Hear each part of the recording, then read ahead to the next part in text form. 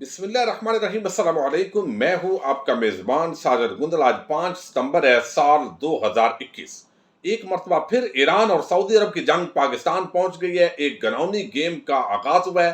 रियासत पाकिस्तान को नए फसादात का सामना है। इसकी आम डिटेल आपके सामने रखूंगा। फजलुर रहमान साजिद मीर जैसे लोगों की पुरअसरार खामोशी और मदीना मुनव्वरा के अंदर सैन में खोलने के ऐलान पर भी आज की वीडियो के अंदर हम बात करेंगे। इस वक्त तालिबान जो है वो अफगानिस्तान के अंदर टेक ओवर कर चुके हैं। पांचशेर के भी 6 इजला के अंदर उनका इस वक्त की इतलात के मुताबिक मुकम्मल तौर पर कब्जा हो चुका है।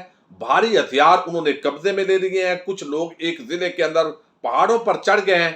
अब सरेंडर करने के लिए अहमद मसूद जैसे जराए दावा कर रहे हैं कि वो तैयार है, लेकिन वो अपना जो हिस्सा है वो ज्यादा वसूल करना चाहता है, जो कि तालिबान देने के लिए बिल्कुल भी तैयार नहीं है। तो लगता है ऐसे ही है कि आइंदा चंद दिनों के अंदर या चंद घंटों के अंदर कोई भी इस हवाले से बड़ी खबर आ सकती है। अब इन हालात के अंदर भारत और वो एजेंसी जो यहां पर काम कर रही थी, वो ताकतें जो यहां पर तवील अरसे से हुक्मरानी कर रही थी, उनका बोरिया बिस्तर गोल हुआ है। और पाकिस्तान का इन हालात के अंदर जो किरदार है वो इंतहाई अहमियत अख्तियार कर गया है। इस वजह से हमने देखा कि इससे कबल भी सोवियत यूनियन का जब खात्मा हुआ, उस दौरान वो जंग खत्म हुई तो वो सारे लोग जो उस वक्त के जिहादी थे, मुख्तलिफ कबाइल से ताल्लुक रखते थे, मुख्तलिफ मुल्कों से ताल्लुक रखते थे, उनको यहाँ कबायली पट्टी के अंदर आबाद किया गया। और फिर चूंकि वो जिहाद खत्म हुआ तो उनके पास और कोई काम नहीं था, तो मुल्क दुश्मनों ने उनको पाकिस्तान के अंदर खून खराबे के लिए इस्तेमाल किया। तारीख पाकिस्तान का हर स्टूडेंट जानता है कि यहाँ पर जिस तरीके से सिपाही साहबा, लश्कर जंगवी और इसके साथ सिपाही मोहम्मद और मुख्तलिफ अहले तशी और अहले सुन्नत की जो ऑर्गेनाइजेशन है वो आमने सामने हुई और एक ऐसी जंग का आगाज हुआ कि कोई इधर शिया काफर, कोई उधर जो है अहले सुन्नत काफर, इस तरह कोई गुस्ताखे सहाबा, कोई गुस्ताखे अहले बैत, इस तरह के नारे बुलंद हुए, मुनाजरों का माहौल बना। और वो फिर रियाद, बसरा और कौन कौन से करैक्टर थे, किसी की ईरान को आशीर्वाद हासिल है, किसी की सऊदी अरब जो है वो पुष्पनाई कर रहा है। इस तरह के जो मामलात हैं रियाल इस मुल्क के अंदर चल रहे हैं। पाकिस्तान का मैदान है और दोनों मुल्क अपनी प्रॉक्सीज यहां पर लड़ रहे हैं और सादा आवाम जो है वो उसके अंदर पिस रही है और उनके जज्बात को मजरू किया जाता है। ये काम बहुत ही जो पुराने लोग हैं वो इस बात की जो सुनने वाले हैं वो तईद करेंगे। पाकिस्तान ने तवील अरसे से इस हवाले से बड़ा नुकसान उठाया है। अब पाकिस्तान को एक इस दिफाई महाज पर और हमसाया ममालक और खासतौर पर मगरबी सरहद के हवाले से एक बड़ी कामयाबी मिली है। और इस माहौल के अंदर दोबारा वो ईरान और सऊदी अरब की जो प्रॉक्सीज हैं वो लगता ऐसे है कि पाकिस्तान के अंदर दाखिल हो रही है। क्योंकि आपने कई जो इंडियन लोग हैं, इंटेलेक्चुअल जो थिंक टैंक के लोग हैं, मेजर गुरव आर्या जैसे लोग जो है वो भी ये दावा करते हैं कि पाकिस्तानियों को लड़ाना बड़ा आसान है कि आप किसी भी मजहबी मसले पर फेक आईडीज बनाएं और वहां पर कोई पोस्ट कर दें और उसके बाद वो काफर काफर का नारा बुलंद होगा। एक दूसरे के खिलाफ एक जो है वो सहाबा कराम रिजवानुल्लाह ताला अजमाइन की गुस्ताखी करेगा और दूसरा अहले बैत और बाकी जो मामलात है वहां की बात करना शुरू होगा और ये आपस में लड़ मरेंगे। ये एक बहुत बड़ी दुश्मन की घनौनी साजिश होती है और इसे हर वक्त हमें ज़हन में रखना है। और फिर होता यह है कि यहाँ इस मुल्क के अंदर आज़ादी इज़हार राय और मुख्तलिफ जो माने हैं वो बना लिए गए हैं बदकिस्मती के साथ। और वो ये कि यहाँ पर तौहीने मजहब भी होती है, तौहीने रिसालत का कोई मुर्तकिब होता है, कोई तौहीने रिसालत पर मबनी पोस्ट देता है।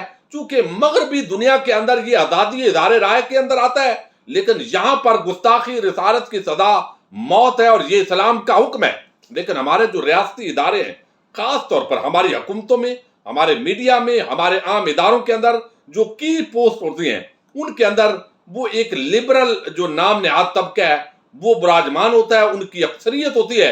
तो इसलिए इस तरह के मामलात के अंदर पुलिस हो, अदालतें हों, वो कोई भी बर वक्त एक्शन नहीं लेता।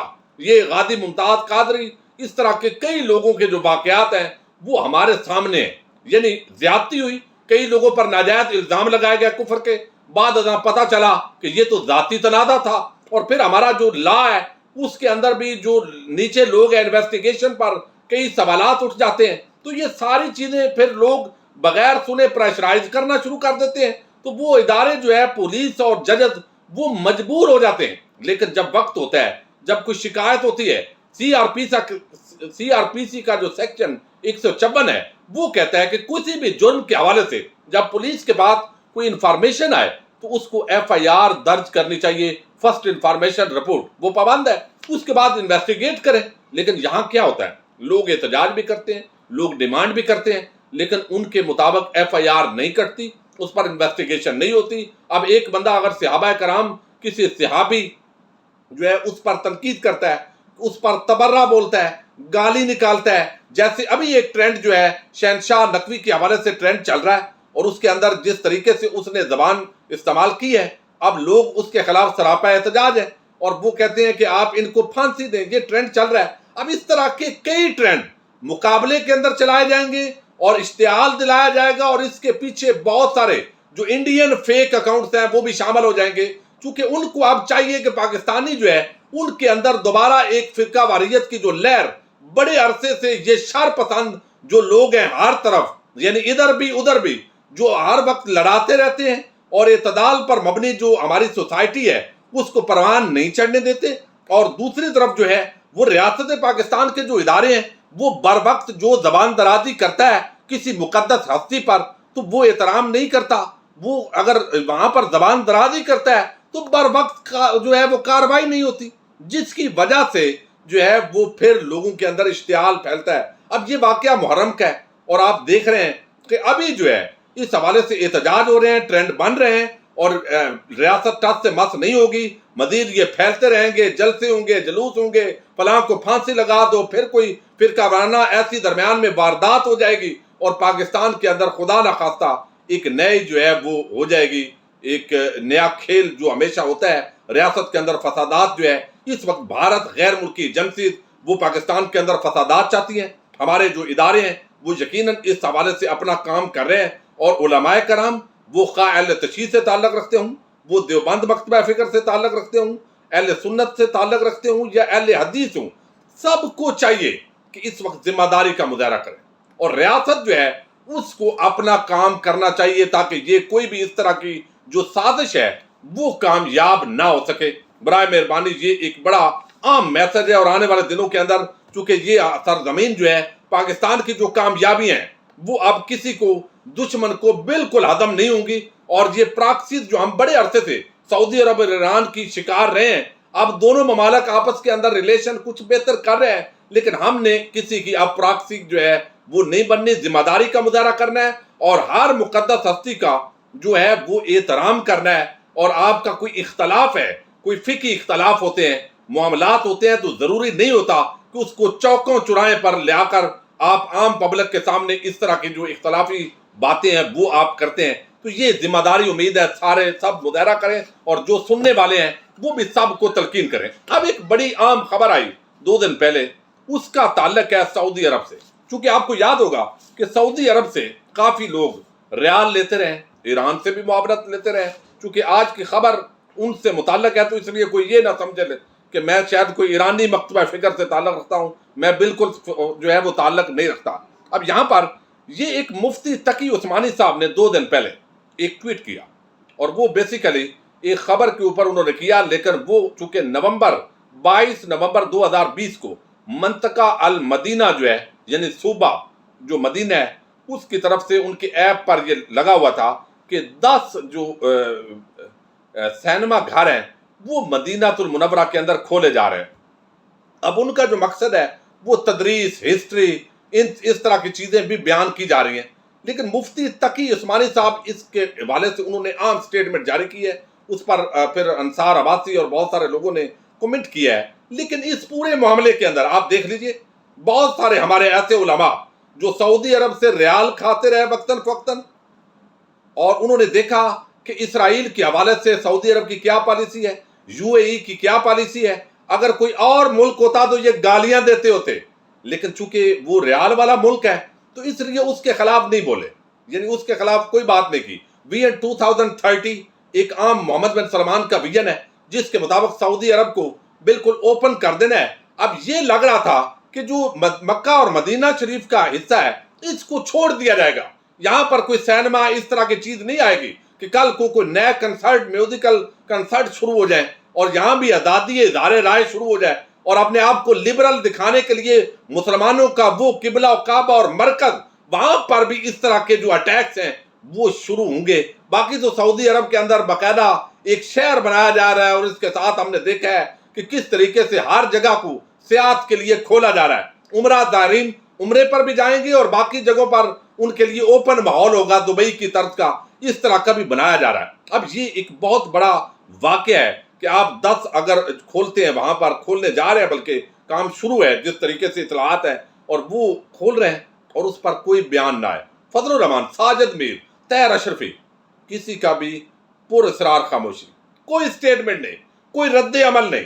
اور وہ ایک جو ہے مفتی تقی عثمانی, میں ان کو خراج تحسین پیش کروں گا, انہوں نے کہا کہ اب مدینہ منورہ میں بھی 10 سینما ہال قائم کرنے کا منصوبہ ہے.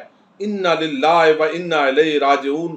الفاظ اس پر صدمے کے اظہار سے عاجز ہیں. الیس منکم رجل رشید, کوئی ایسا بندہ نہیں ہے. یعنی دیکھیے کہ وہ ایک غم کا اظہار کر رہے ہیں کہ اگر مدینہ المنورہ, اب مدینہ المنورہ جو ہے اس کا ایک اپنا مقام ہے, مکہ المکرمہ کا اپنا مقام ہے, متفق علیہ حدیث ہے صحیح بخاری اور مسلم کی. حضور نبی اکرم صلی اللہ علیہ وسلم نے ارشاد فرمایا کہ مدینہ منورہ فلاں جگہ سے فلاں جگہ تک حرم ہے, یعنی مدینہ شریف کی جو باؤنڈری ہے وہ حرم قرار دیا, اور اس کے درخت نہ کاٹے جائیں اور نہ ہی اس میں کوئی جرم اور برائی کی جائے. جو شخص اس میں کوئی جرم اور برائی کرے گا اس پر اللہ تعالیٰ, فرشتوں اور تمام انسانوں کی لعنت ہے. یہ صحیح بخاری مسلم کی متفق علیہ حدیث ہے, اور یہ بڑی عام اور متعدد حدیث ہیں.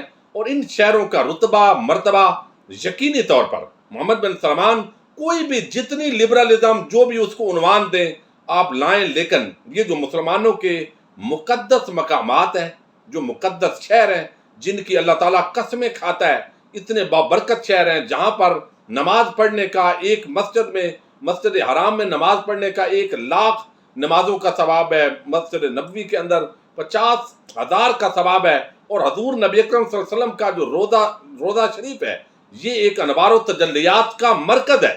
اگر وہاں اس شہر کے اندر اس طرح کا دجالی اور کوئی اس طرح کا فتنہ پروری کی جائے گی تو یقیناً عالم اسلام کے اندر تشویش ہوگی, اور اس پر جو ہے وہ احتجاج بھی لوگ کر رہے ہیں. لیکن ہمارے بہرحال فضل الرحمان, ساجد میر اور یہ سارا طبقہ جو طاہر محمود سمیت جن کو ریالین کہتے ہیں, ریالیین, تو وہ خاموش ہیں, ان کو بھی رد عمل دینا چاہیے. بہرحال میں نے جو فرقہ واریت کے حوالے سے بات کی ہے, اس وقت ایک بہت بڑا, یہ پاکستان کی کامیابیاں دشمن کو ہضم نہیں ہے, اور یہ ایک نیا ٹرینڈ, روز اس طرح ایک دوسرے کو کافر قرار دو, فتوے بازی, اور یہ جو ماحول ہے نفرت انگیز, اس کو ختم کرنے کے لیے علماء کرام, عامت الناس اور حکومت پاکستان, اپوزیشن, سیاسی جماعتیں, سب کو کردار ادا کرنا ہوگا. یہ بہت ہی خطرناک گھناؤنا کھیل ہے جو اس وقت عمران خان, جنرل باجوہ اور ان کی ٹیم نے جو کامیابیاں لی ہیں اس کو سبوتاج کر سکتا ہے. اپنے میزبان ساجد گندل کو نیکسٹ ویڈیو تک کے لیے اجازت دیجیے.